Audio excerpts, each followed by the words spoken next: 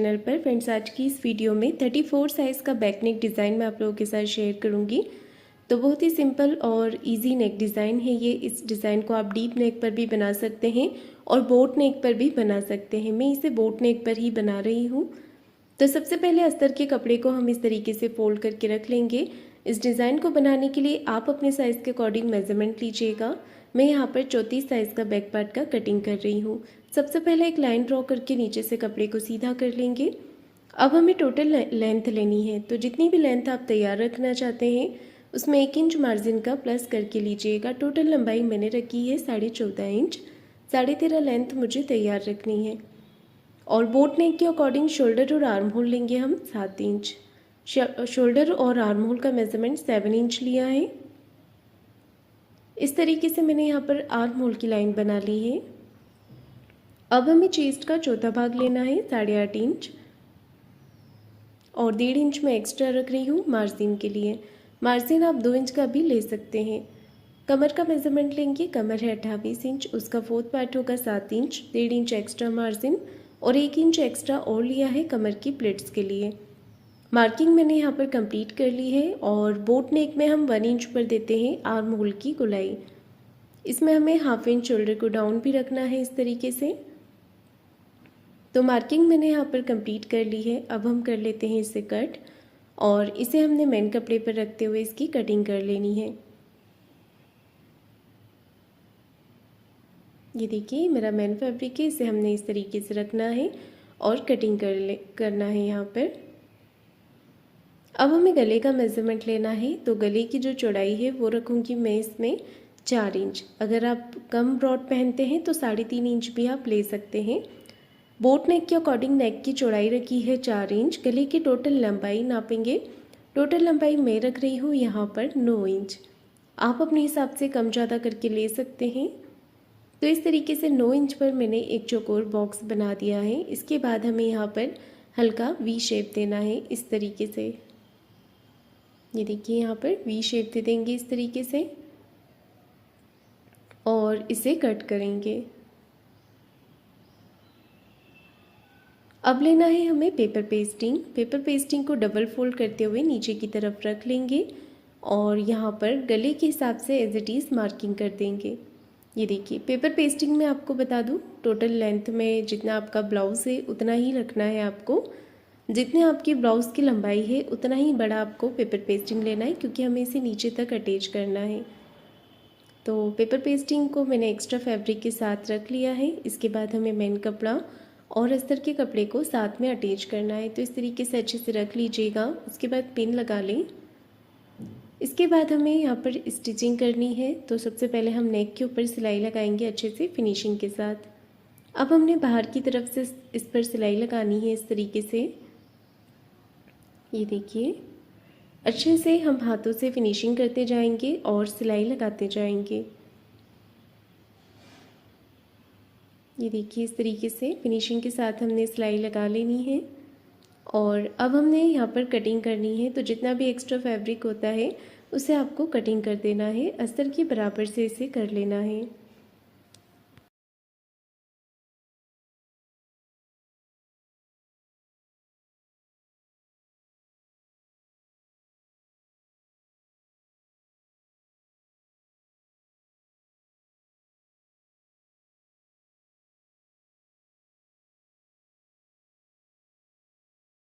Extra कपड़े को मैंने यहाँ पर कटिंग कर दिया है, इसे हम साइड में रखेंगे।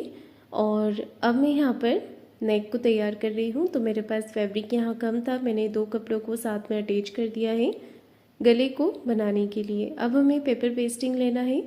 पेपर पेस्टिंग को सिलाई लगाकर अटैच कर देंगे। अगर आप चाहें तो इसे प्रेस के साथ चिपका सकते हैं। पेपर पेस्टिंग आसानी से कपड़े के ऊपर पेस्ट हो जाता है। तो मैंने यहाँ पर चारों तरफ से सिलाई लगा दी है। इसके बाद हमने एक्स्ट्रा कपड़े को कट कर देना है साइड से। बस उतना ही कपड़ा रहने देंगे जितना कि हमें फोल्ड करना है। तो मेरे पेपर पेस्टिंग की लेंथ थोड़ी कम थी, तो मैंने फैब्रिक को ही यहाँ पर बढ़ा लिया है नीचे से आधा इंच। इस तरीके से हमने छोटे छोटे कट यहाँ पर लगा देने हैं ताकि इजीली कपड़ा यहाँ पर फोल्ड हो जाए। अब हमने इसे फोल्ड कर देना है साइड से इस तरीके से।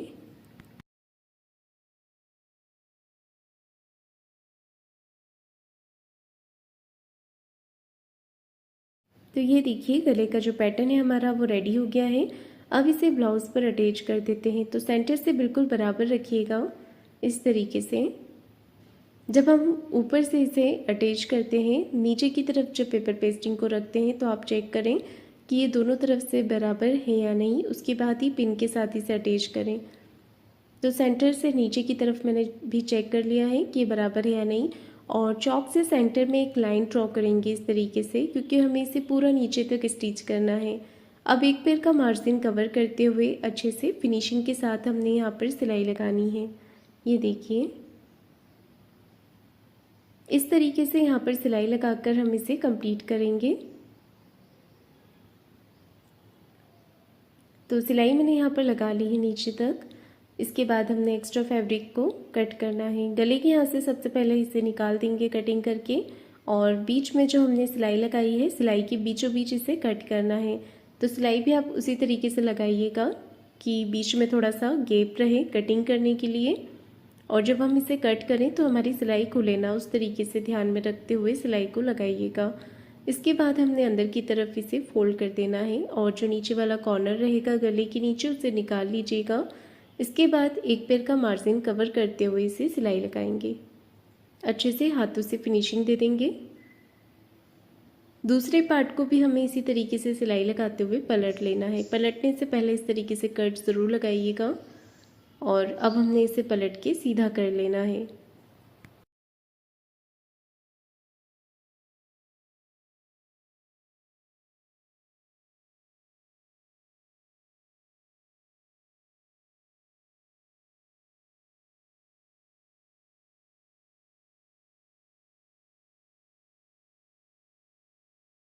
तो ये देखिए मेरे दोनों पार्ट तैयार हो गए हैं गले के।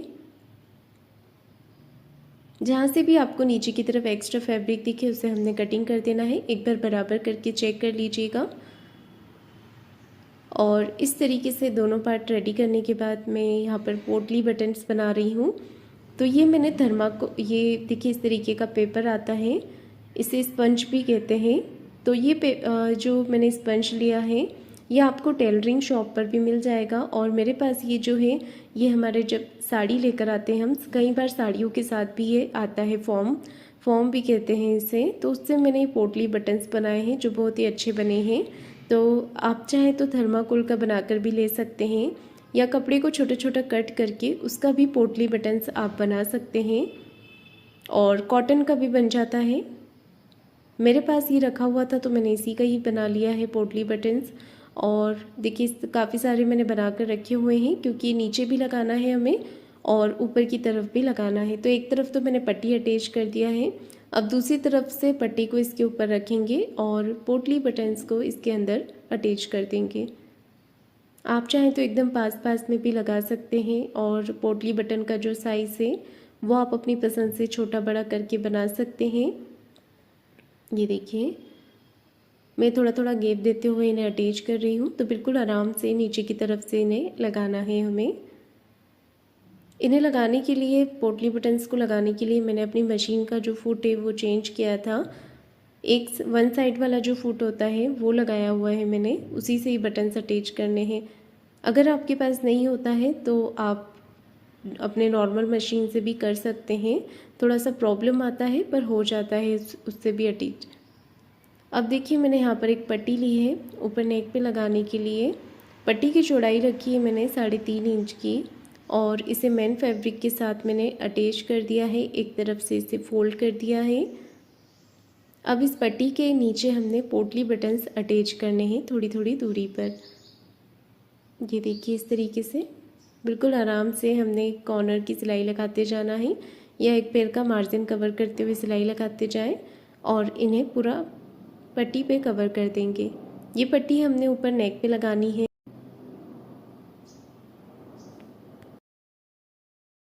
ये देखिए पट्टी मैंने लगा ली है। अब इसे हमने दूसरी तरफ से भी फोल्ड कर देना है। दूसरी तरफ से फोल्ड करने के बाद देखिए पट्टी को इस तरीके से रखेंगे और इस पे एक स्टिचिंग कर देंगे, कॉर्नर की सिलाई लगा देंगे इस तरीके से।